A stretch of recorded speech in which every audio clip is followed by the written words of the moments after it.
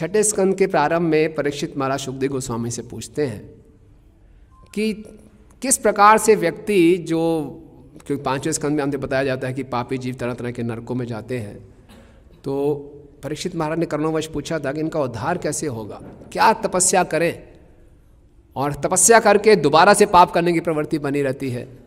तो सुखदेव गोस्वामी जी ने क्या कहते हैं, हाँ तपस्या से पाप समाप्त हो जाएंगे लेकिन पाप करने की प्रवृत्ति बनी रहेगी। उन्होंने उदाहरण दिया, किसी वन में आग लग जाएगी, वृक्ष जल जाएंगे, लेकिन वर्षा आने पर दोबारा से वृक्ष उत्पन्न हो जाएंगे। इसी प्रकार से दक्ष की अपराध करने की जो मानसिकता थी वो बनी रही, और जैसे ही मौका मिला उसने दोबारा से अपराध कर दिया। इसी प्रकार से ये जो सृष्टि की रचना हुई है हमारे अंतःकरण को शुद्ध करने के लिए है। हम अपनी मानसिकता को शुद्ध करें, इसलिए भगवान ने सृष्टि की रचना की है। और इस सृष्टि के तरह तरह में जो भी सुविधाएं हैं इसका उपयोग हमें इस ढंग से करना है कि हमारे भोग करने की प्रवृत्ति समाप्त हो और सेवा करने की प्रवृत्ति उन्नत हो। और देखते हैं भगवान ने सृष्टि की रचना इसी ढंग से की।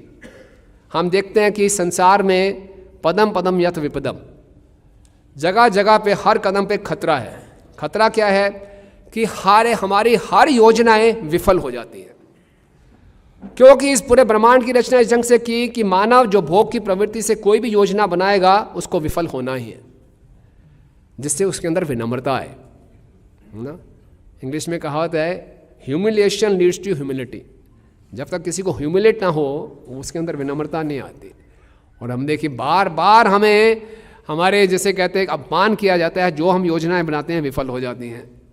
लेकिन एक बद्ध जीव कितना ज़िद्दी होता है वो समझता नहीं इस बात को, बोलते नहीं मैं सफल होकर ही रहूँगा, मेरी योजनाएं सफल होंगी ही होंगी। अब देखिए हमारी बड़ी बड़ी योजनाएं होती हैं, एक छोटा सा मच्छर डेंगू हो जाए सारी योजनाएं विफल, है ना। अलेक्जेंडर द ग्रेट, सिकंदर पूरे विश्व को जीत लिया, भारत में आया, जीतते जीतते हरियाणा में पहुंचा, हरियाणा के एक मच्छर ने उसको काट लिया, है ना। हरियाणी मच्छर ने उसको हरा दिया, है ना। मलेरिया हो गया, शरीर त्याग दिया। आप देखिए कितने अपमान की बात है। देखो ये पूरी सृष्टि की रचना इसलिए, आप जहाँ जाएंगे युवा होता है वो सोचता है युवती से विवाह करूँगा, युवती सोची युवा से विवाह कर लूँगा, पूरा जीवन बदल जाएगा।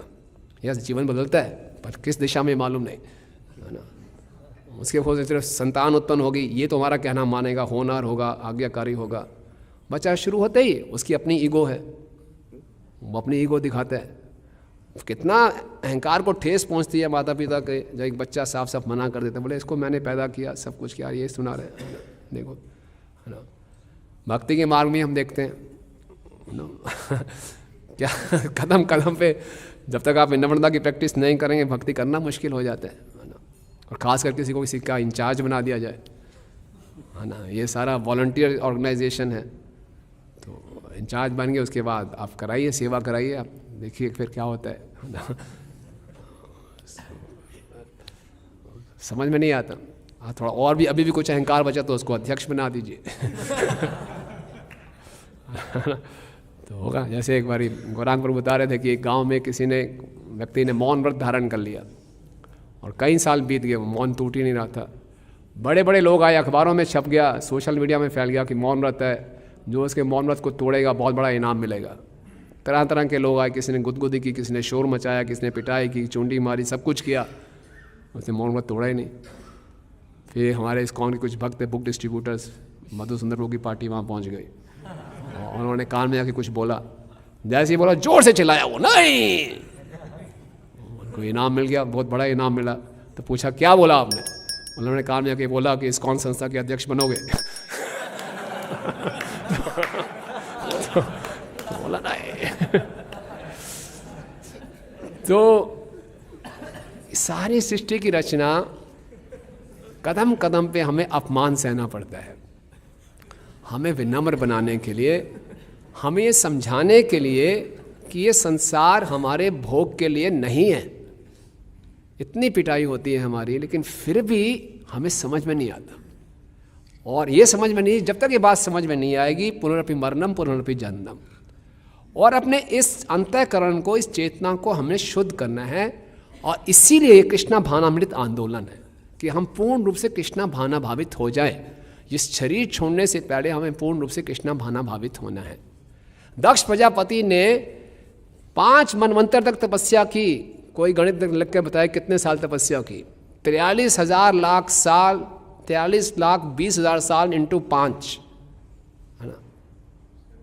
नहीं, इंटू 71 इंटू 5, 43,20,000 साल गुणा 71 गुणा 5। इतनी तपस्या करने के बाद भी उसकी मानसिकता वहीं की वहीं बनी रही। क्यों? क्योंकि उसने तपस्या तो की लेकिन भगवान की शरण ग्रहण नहीं की।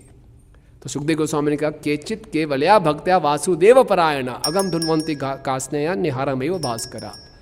लेकिन कोई एक विरला व्यक्ति होता है जो वासुदेव परायण होता है, उसके सारे के सारे पाप करने की प्रवृत्ति वैसे ही समाप्त हो जाती है। सूर्य के उदय होने से सारा का सारा जो कोहरा होता है वो हट जाता है। तो इसलिए हरे कृष्णा कृष्णा कृष्णा हरे हरे, हरे राम राम राम हरे हरे। जब हम ये हरे कृष्ण महामंत्र का जब ध्यान पूर्वक करेंगे, भक्तों की सेवा करेंगे, गुरु की आज्ञा का पालन करेंगे, तो फिर हमारा ये जो भोगने की प्रवृत्ति है ये धीरे धीरे धीरे इसमें परिवर्तन आएगा। और शरीर छोड़ने से पहले हमारी ये प्रवृत्ति पूर्ण रूप से दासत्व की प्रवृत्ति में परिवर्तित हो जानी चाहिए। इसलिए मनुष्य जीवन, उनके पास तो इतना लंबा समय था दक्ष प्रजापति के पास, हमारे पास तो इतना बड़ा समय भी नहीं है, 100 वर्ष भी नहीं है। इसलिए मनुष्य जीवन का एक एक क्षण बहुत कीमती है। इसलिए हम देखते हैं प्रभुपाद जी के हर प्रवचन में, प्रभुपाद जी के हर तात्पर्य में एक सेंस ऑफ अर्जेंसी है। और प्रभुपाद एक जगह श्लोक कोट करते हैं विष्णु पुराण से कि कैसे मनुष्य जीवन का एक क्षण बिना वासुदेव के चिंतन में गया तो कितनी बड़ी हानि है। सा हानिश्च महाछिद्रम सा मोहम च विभ्रमम यज्ञ मुहूर्तम क्षणम वापी वासुदेवम न चिंतये। वो हानि सबसे बड़ी हानि है संसार की, वो मोह सबसे बड़ा मोह है जिस एक क्षण में वासुदेव का चिंतन नहीं हुआ। क्योंकि मनुष्य जीवन मिला ही इसीलिए है और ये कभी भी समाप्त हो सकता है। तदपि अध्रुवम अर्थदम, लेकिन इस अनिश्चित मनुष्य जीवन को हम अर्थदम बना सकते हैं, अर्थवान बना सकते हैं अगर हम इसका लक्ष्य प्राप्त कर लें।